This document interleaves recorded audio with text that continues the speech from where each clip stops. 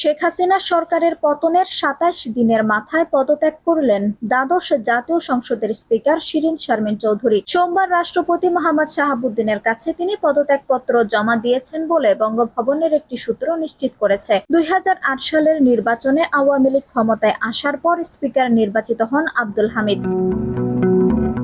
তাকে রাষ্ট্রপতি নির্বাচিত করা হলে ২০১৩ সালের ৩০ এপ্রিল স্পিকার নির্বাচিত হন শিরীন শারমিন। এরপর থেকে টানা তিনি এই দায়িত্বে ছিলেন। গত ৭ জানুয়ারি নাটকীয় নির্বাচনে আওয়ামী লীগ জয়ী হয়ে সরকার গঠনের পর শিরীন শারমিন চৌধুরীকে আবার স্পিকার নির্বাচিত করা হয়। ছাত্র জনতার অভ্যুত্থানের মুখে গত ৫ আগস্ট শেখ হাসিনা প্রধানমন্ত্রীর পদ থেকে পদত্যাগ করে দেশ ছাড়েন।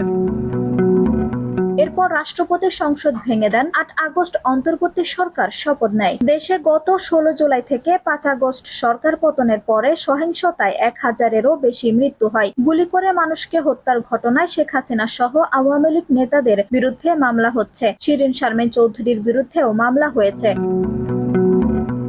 শেখ হাসিনা সরকারের পতনের ২৭ দিনের মাথায় পদত্যাগ করলেন দ্বাদশ জাতীয় সংসদের স্পিকার শিরীন শারমিন চৌধুরী। সোমবার রাষ্ট্রপতি মোহাম্মদ শাহাবুদ্দিনের কাছে তিনি পদত্যাগপত্র জমা দিয়েছেন বলে বঙ্গভবনের একটি সূত্র নিশ্চিত করেছে। ২০০৮ সালের নির্বাচনে আওয়ামী লীগ ক্ষমতায় আসার পর স্পিকার নির্বাচিত হন আব্দুল হামিদ।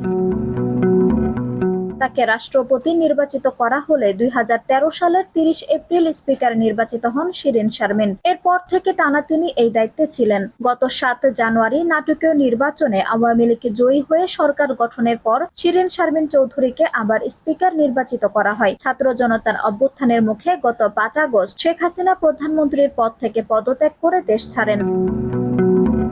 এরপর রাষ্ট্রপতি সংসদ ভেঙে দেন। ৮ আগস্ট অন্তর্বর্তী সরকার শপথ নেয়। দেশে গত ১৬ জুলাই থেকে ৫ আগস্ট সরকার পতনের পরে সহিংসতায় ১,০০০-এরও বেশি মৃত্যু হয়। গুলি করে মানুষকে হত্যার ঘটনায় শেখ হাসিনা সহ আওয়ামী লীগ নেতাদের বিরুদ্ধে মামলা হচ্ছে। শিরীন শারমিন চৌধুরীর বিরুদ্ধেও মামলা হয়েছে।